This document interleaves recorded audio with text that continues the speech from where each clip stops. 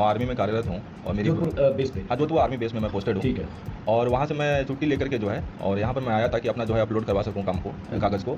यहाँ आने के बाद अपने बीएलओ से मैंने फ़ोन से संपर्क किया और बीएलओ साहब ने कहा कि ठीक है आप आइए, कागज़ लेकर के जो पहले एनुमरेशन फॉर्म उन्होंने दिया था वो फिल करके डॉक्यूमेंट्स लेकर के मेरे पास कैसे आई। दिया था उन्होंने, भेजा था? उन्होंने क्या, मेरी माँ अकेले यहाँ रहती हैं, तो मेरी मदर को उन्होंने हैंडओवर कर दिया था। ओके। तो वो तीनों फॉर्म यहाँ पर पड़े हुए थे, तो क्योंकि उस पर सिग्नेचर करने थे तो इसलिए मेरे को भी आना पड़ा और मेरी वाइफ को भी आना पड़ा।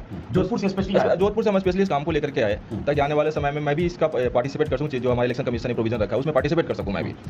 और आने के बाद जो है बीएलओ साहब से जब संपर्क किया तो उन्होंने बोला ठीक है, जो फॉर्म उन्होंने तीनों दिया है पहले उसको फिलअप करके और जो भी डॉक्यूमेंट हमारे पास अवेलेबल है उन लेकर के पहुंचे उनके विद्यालय में।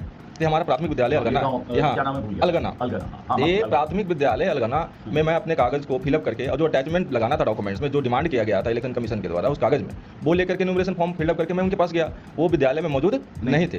तो जो विद्यालय के जो हेड मास्टर साहब से उनसे पूछा कि वो कहाँ हैं, तो उन्होंने बोला कि वो बीएलओ के काम में व्यस्त हैं। तो मैंने उनसे संपर्क किया तो उन्होंने बोला कि सर आप मेरे आवास पे आ जाइए। उन्होंने अपने आवास का एड्रेस दिया जो जहानाबाद में रहा। मुझे किसी ने बताया कि 1-2 दिन तक आपसे गोली देते नहीं मिले, 2 दिन तक। सर क्या हुआ कि पहले उन्होंने बोला कि आप खुद भर लीजिए फॉर्म। तो मैं आप खुद फॉर्म भर लीजिए ऑनलाइन। मैंने बोला कि हमें इतना प्रोसीजर नहीं पता है कि कैसे फॉर्म भरा जाता है, क्या भरा जाता है, और क्योंकि जो आपने फिजिकल में दिया है मैं भी फिजिकली आपसे वेरीफाई करके ही डलवाना चाहता हूँ।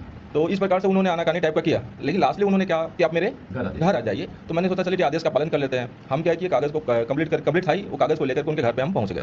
ये कल की घटना है सर। 18 तारीख को हमने उनके घर पे करीब 12 साढ़े 12 के आसपास में जो है 1 बजे के आसपास उनके पास पहुंचे हम। पहुंचने के बाद जो है उन्होंने पूरा जो है डॉक्यूमेंट उनके घर पे रखी हुई थी। जो सरकारी डॉक्यूमेंट जो भी उनके घर पे रखी थी उसे हमें मतलब मैंने पूछा कि भाई मेरा आप अपलोड कर दीजिए, क्योंकि मेरे पास समय का कमी है, छुट्टी भी मेरे पास है नहीं ज़्यादा, 3-4-5 दिन का छुट्टी लेकर के आया हूँ मैं। तो उन्होंने क्या किया कि सीधा ये बोला कि आपका डॉक्यूमेंट तो अपलोड कर दिया मैंने। अच्छा।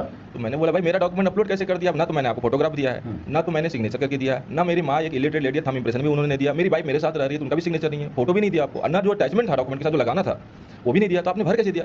तो उन्होंने ये कहा कि उनके पास ऑलरेडी एक एनुमरेशन फॉर्म और रखा हुआ था जो बीएलओ रखे हुए थे अपने पास में, उसी में भर करके जो है उन्होंने ऑनलाइन अपनी मर्जी से जमा कर दिया। कब जमा किया उन्होंने? मैंने डेट पूछा कि आपने कब जमा किया, तो उन्होंने बोला 17 तारीख को। तो जब मैंने उनको कहा कि जब मैं 15 तारीख को आपको फोन कर दिया था कि मैं आ रहा हूं तो आपको इतना जल्दीबाजी किया था। 24-25 तक का डेट है, लास्ट तक साल 24-25 में एग्जैक्ट डेट याद नहीं है, 26 तक डेट है, और आपने पहले करने का क्या मतलब है? आपको आप वेट कर लेते, नहीं फोन करता तो बात अलग था, हमारा कम्युनिकेशन आपसे हो रहा है। लेकिन उन्होंने कहा कि मेरे को वरीय पदाधिकारी का आदेश था। अच्छा, तो उसको जमा कर दो, 15 तारीख 17 तारीख की लास्ट डेट। मैंने पूछा वरीय अधिकारी आपके कौन है भाई, हमें बता दीजिए। वरीय पदाधिकारी में तो बहुत सारे लोग हैं, एसडीएम साहब भी हैं, डीएम साहब भी हैं, आपका कौन है जो इमीडिएट है जिन्होंने आपको आदेश दिया? तो उन्होंने सर मतलब डायरेक्टली नाम किसी का तो लिया नहीं, लेकिन उन्होंने कहा प्रखंड से हमें ऑर्डर आया था वीडियो लेवल। तो मुख्य रूप से वो डीएम साहब का भी नाम लिया उन्होंने और वीडियो साहब का नाम